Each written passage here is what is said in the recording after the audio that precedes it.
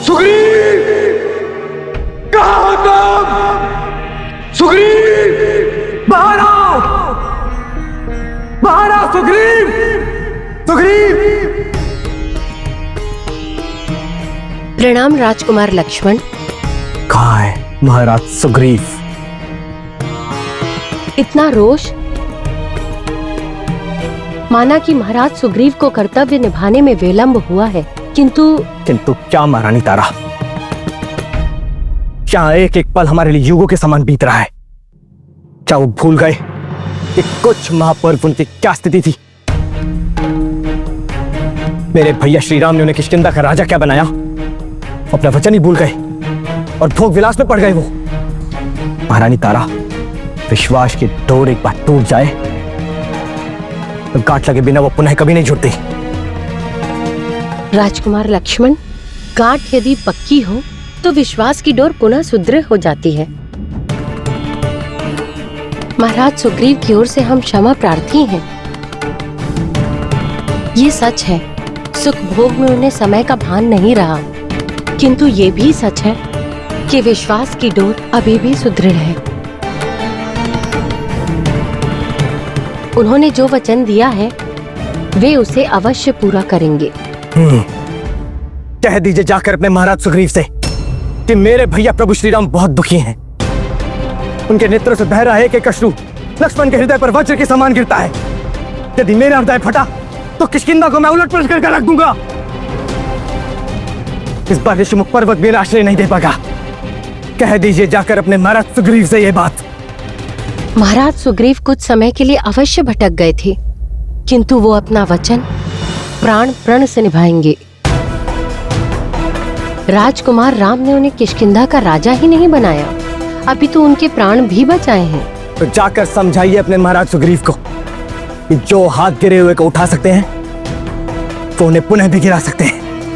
उन्हें आभास है इसका, वे भूल स्वीकार भी कर रहे हैं, किंतु आपके रोष का सामना करने का साहस नहीं जुटा पा रहे हैं। उन्होंने मुझसे स्वयं कहा है कि तुम मेरी ओर से क्षमा मांग लेना।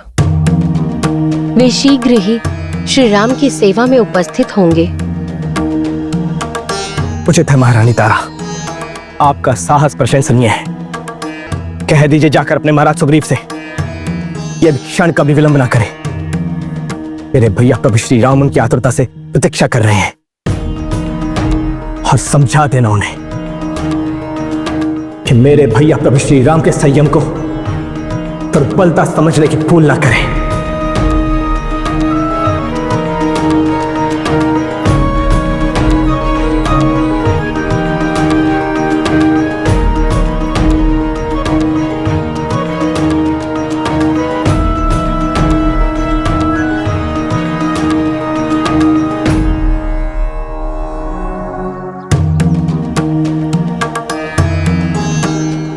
सुग्रीव को अब तक आ जाना चाहिए था। महारानी तारा ने उनकी ओर से क्षमा भी मांगी थी, किंतु प्रतीत होता है कि उन्हें बात समझ में नहीं आई। उनकी ये डिठाई उन्हें संकट में डाल देगी। लक्ष्मण भैया,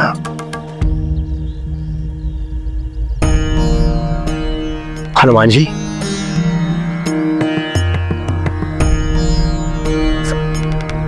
आप अकेले? सुग्रीव कहाँ है? उन्हें तो आपके साथ यहां पर होना चाहिए था। यदि आप उनके स्थान पर कुछ कहने आए हैं तो यह आपकी भूल होगी। मैं कुछ भी नहीं सुनना चाहूंगा। सुग्रीव को चेतावनी देने के पश्चात भी उनका यहां ना आना यह दर्शाता है कि उनकी दृष्टि में हमारा क्या स्थान है। यदि भैया उन्हें सिंहासन पर बिठा सकते हैं तो उन्हें सिंहासन से उतार भी सकते हैं। नहीं लक्ष्मण भैया, ऐसा कुछ भी नहीं है।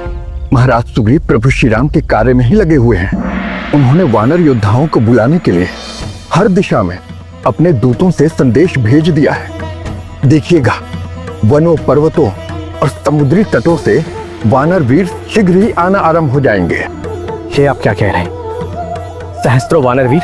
हमें सत्य कह रहा हूं। किष्किंधा के वानर राज्य का संसार भर के वानर समुदाय में बड़ा ही सम्मान है, और इसका प्रमाण आपको शीघ्र ही देखने को मिल जाएगा। आश्चर्य।